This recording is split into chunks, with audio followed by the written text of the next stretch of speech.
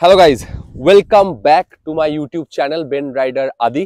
আর আজকে আমাদের কাছে রয়েছে E20-র রয়্যাল এনফিল্ডের ইন্টারসেপ্টর 650-র।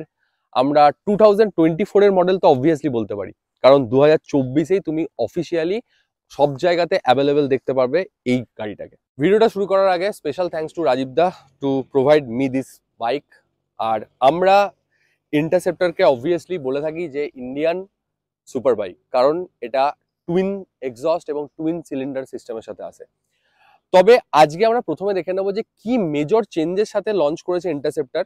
না হলে তো এই বাইকটা এত হেভি ওয়েট কমপ্লেন আসতো, এর স্পোক হুইল থাকতো, এর লো লাইটের পারফরমেন্স থাকতো।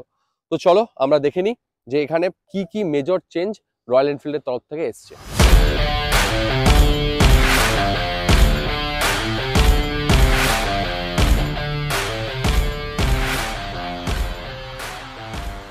প্রথমেই আমরা চেঞ্জটা নিয়ে কথা বলবো।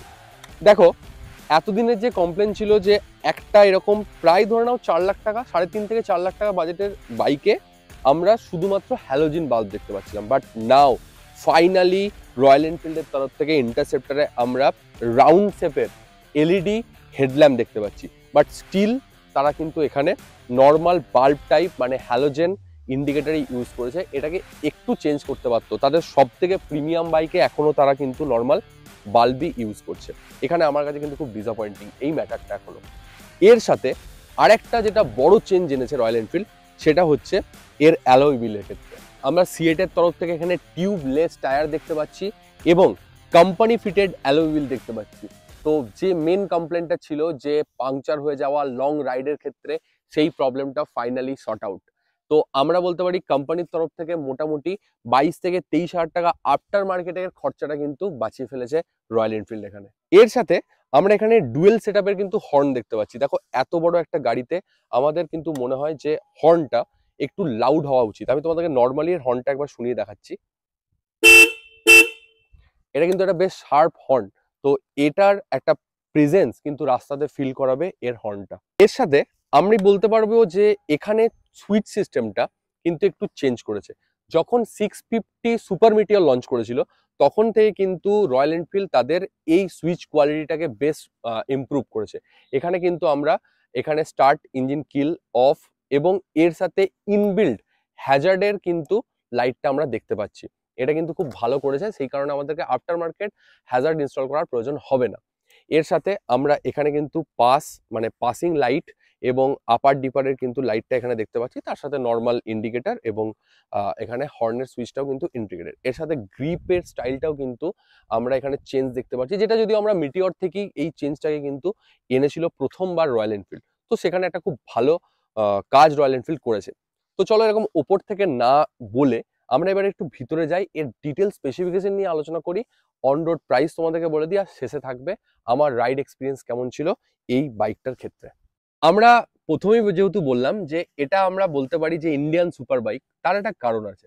দেখো, এটা একটা টুইন সিলিন্ডার ইঞ্জিন, এর সাথে এটা 650 সিসির ইঞ্জিন, যেটা 52 newton metre of torque produce করে, তার সাথে 47 বিএইচপির পাওয়ার। এটা একটা হচ্ছে টর্ক মেশিন। এর এত টর্কের কারণে কিন্তু মানে লং রাইডে এটা জাস্ট ব্লাস্ট করে গাড়িটা, এত স্মুথ। এর সাথে আমরা নর্মালি 6 স্পিড গিয়ার বক্স দেখতে পাচ্ছি এবং এখানে কিন্তু আমরা অয়েল কুল ইঞ্জিন দেখতে পাচ্ছি। কুলিং এর ক্ষেত্রে কিন্তু স্টিল এদের রেডিয়েটর সিস্টেমের এখনো পর্যন্ত আসেনি। তো এরা তাদের ভিনটেজ অয়েল কুল সিস্টেমকেই কিন্তু এখানে ইন্ট্রোডিউস করেছে। এর সাথে এটা কিন্তু এখন প্রোগ্রামড এফআই এবং E20 ফেজ 2 ভেরিয়েন্টের সাথেই ইন্ডিয়ান মার্কেটে অ্যাভেলেবেল। তবে তোমাদের চোখে এটা পড়তে পারে, এখানে আফটার মার্কেট হিসাবে কিন্তু ওনার এখানে ইনস্টল করেছে হচ্ছে মোটো টর্কের এই গার্ডটা, এবং এর সাথে ইঞ্জিনের কাছেও আমরা একটা স্ল্যাম গার্ড দেখতে পাচ্ছি।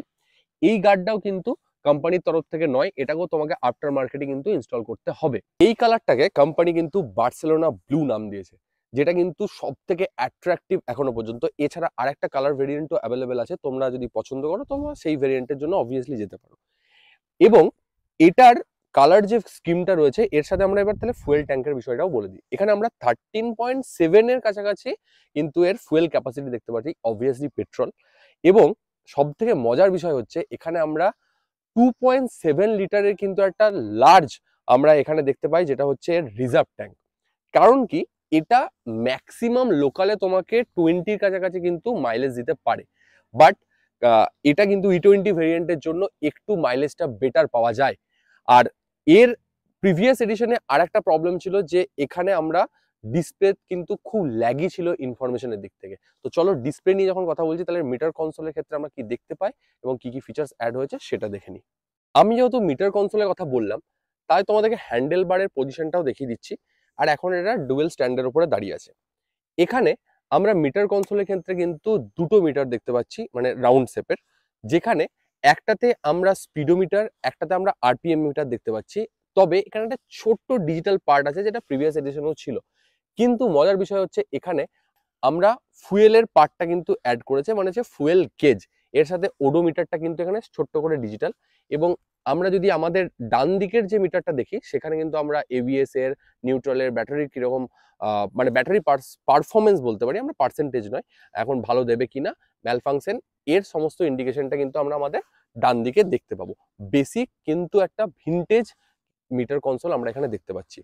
এর সাথে এবার আমরা যদি চলে আসি যে এর রাইডিং পশ্চার, তাহলে সেটা কিন্তু আমরা রাইড রিভিউয়ের ক্ষেত্রে বলবো যে কতটা কমফোর্টেবল ছিল। এত বড় একটা 650 সিসির ইঞ্জিনকে যখন ক্যারি করবে, অবভিয়াসলি এখানে আমার সেই পরিমাণ কোয়ালিটির সাসপেনশন হওয়া উচিত। এখানে আমরা 41 mm এর কিন্তু টেলিস্কোপিক সাসপেনশন দেখতে পাচ্ছি। এবং বলতে পারো যে একটা 650 সিসির ইঞ্জিনে অবভিয়াসলি আমরা ইউএসডি মিস করছি। হ্যাঁ, হতে পারে, সেটা অবশ্যই অ্যাড করতে পারতো একটা রয়্যাল এনফিল্ড, একটা প্রিমিয়াম সেগমেন্টের বাইক এটা। তো এখানে নেই, কিছু করার নেই। এর সাথে কিন্তু আমরা এই বুস্টটা দেখতে পাচ্ছি, যেটা আমাদের কিন্তু এই প্রোটেকশন দেবে তার সাসপেনশনটাকে।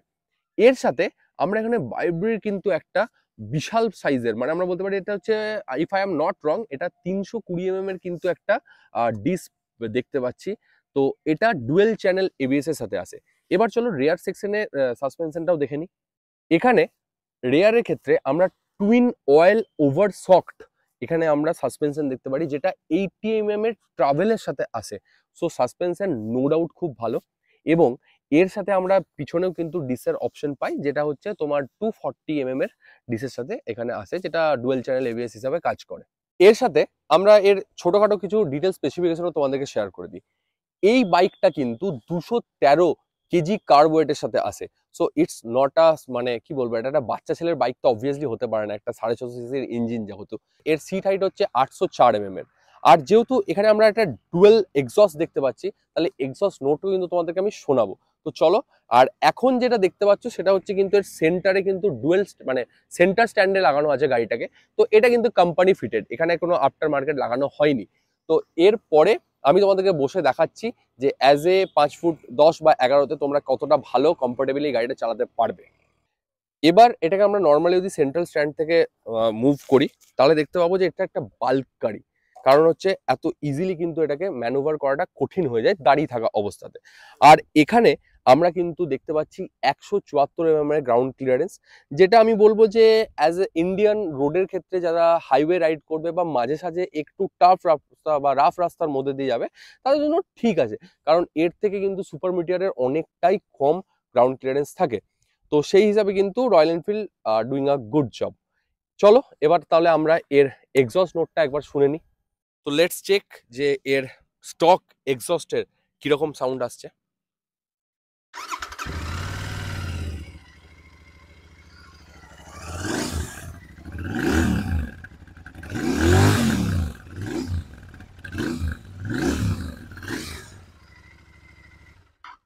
স্টকের ক্ষেত্রে আমরা নর্মালি ইন্ডিয়ান গভর্নমেন্টের নর্মস মেনেই কিন্তু এর সাউন্ডকে রাখার চেষ্টা করেছে। কিন্তু যখন তুমি লং রাইড করবে তখন কিন্তু একটা স্মুথ সোনিক সাউন্ড তোমার কানে লাগবে, যেটা কিন্তু মানে আমাকে খুব বেশি এক্সাইটেড করে এরকম বড় গাড়ি চালানোর ক্ষেত্রে তার এক্সস্ট নোটটা। ভিডিওর শেষ পর্যায়ে মোটামুটি আমরা চলে এসেছি। এবার আমরা কথা বলে নিই যে এর রাইড এক্সপিরিয়েন্সটা কিরকম ছিল, বা এটা চালানোর সময় ফার্স্ট ইমপ্রেশন কেমন ছিল।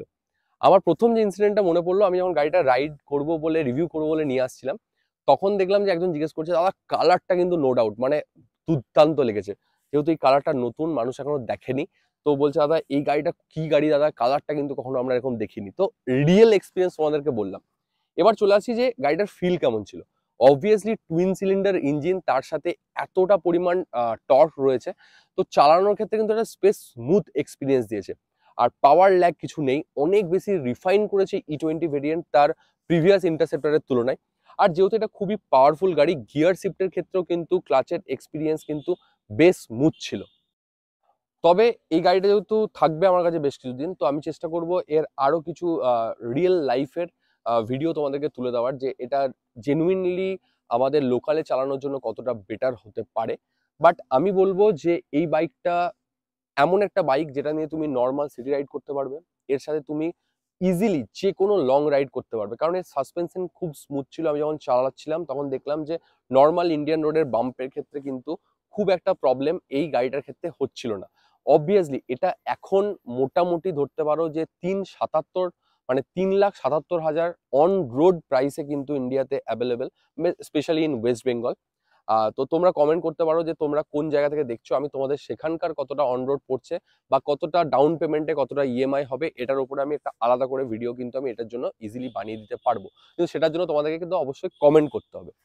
তো দ্যাটস অল, এটাই ছিল আমার আজকে ফার্স্ট ইমপ্রেশন এই বাইকটা নিয়ে। আরো ডিটেলস কোনো স্পেসিফিকেশন যদি বা ডিটেলস কোনো ভিডিও যদি দেখতে চাও, তো তার জন্য কিন্তু কমেন্ট করতে একদম ভুলো না। আর দেখা হচ্ছে পরের ভিডিওতে। আর বাংলা কন্টেন্টকে সাপোর্ট করো, আর বেন রাইডার আদি চ্যানেলটা সাবস্ক্রাইব করতে একদম ভুলো না। দেখা হচ্ছে পরের ভিডিওতে।